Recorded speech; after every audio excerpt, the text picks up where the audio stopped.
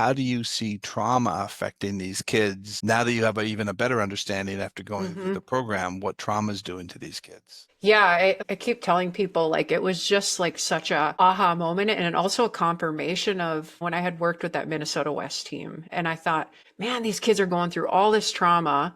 And if we could just help them process this and do that, holding on to that trauma limits you in so many ways that you have no idea. It is blocking so much of your potential because you're bottling that up and bogging it down. And I think about that for myself. Like I was experiencing trauma when I was in college, and it blocks so many different opportunities, you shoulda, woulda, coulda, right? Yep. But understanding it now on how that would have helped me progress in my athletic career, and took care of it then. If you are willing to tackle it or acknowledge it and go through the process to work through your trauma, you'd be so unbelievably surprised on what that can unlock. And it's not just sports, it's just overall in your whole life, the confidence that it brings in just life in general. And just learning more and more about it through you and studying it and through other people and mentors, it becomes more and more evident,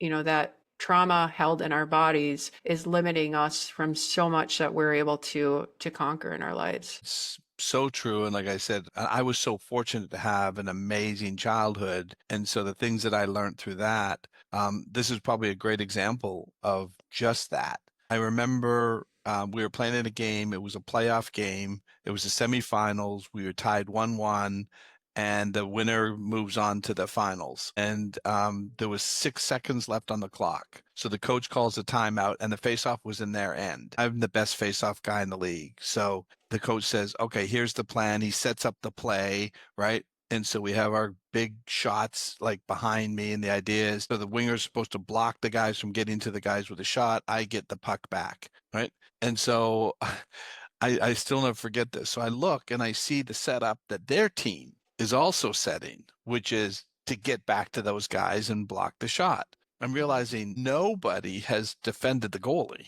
They're all anticipating the play. Mm-hmm. And so what I did is when the puck got dropped, instead of pulling the puck back, I pushed the puck forward and Mm. everybody's going back. And it's Yep. me against the goalie, right? And I scored the goal. And so obviously that was the game, right? And I come back to the bench, everybody's all happy. My coach says to me, he goes, that wasn't the play. You're lucky it worked, right? Yeah. Yeah. But I wasn't afraid to try it.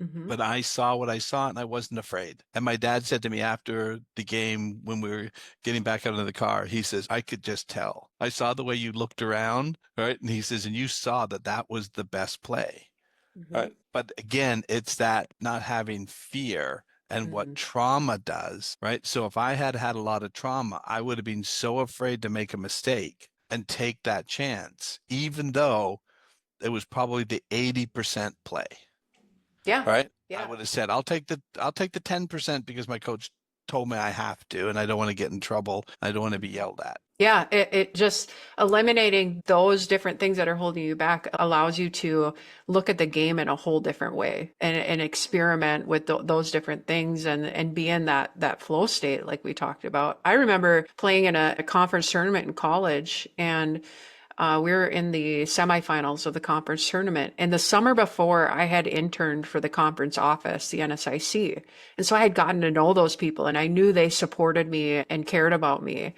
And I set the conference record for three pointers that tournament. And I hadn't shot that well my entire career. And looking back now, it was totally because I felt supported and I felt loved and I felt safe in that environment because I knew that they knew me and were supporting me. And I think about all the kids that I work with, or a lot of the kids that I work with, and how they are so worried about what other people think of them, whether they get brought up at a young age and they're afraid that other people or parents are going to judge them, or if they make a mistake, then there other people are going to think that they don't belong out there. And if we could just get rid of those thoughts and what that allows you to do and perform at a different level, think about what that could do for your athletic career. For sure. And that's why our whole program is called the Inspired Performance Program. Trauma is Mhm. just interfering. So to wrap up, tell me what you feel after going through our program, how it's made you improve as a coach, a parent, a business owner? What did you get from it? So many improvements. I just walked away with a lot of clarity and focus. I feel like I know my specific mission. I speak way more clearly. It's hard to describe, but like all in is kind of how I like to describe it. I had this hint that trauma was a big part of the story that was going along with how I was coaching as well. But then meeting with you and understanding it even more and how you teach it, it hits home on everything that I have experienced in my life, and I continue to work with these different athletes. So walking away with it and going through your program and your experiences and following through and doing the recordings and everything that you teach just continues to enhance my life each and every day and give me more and more confidence and push me on my mission to help other student athletes. Awesome.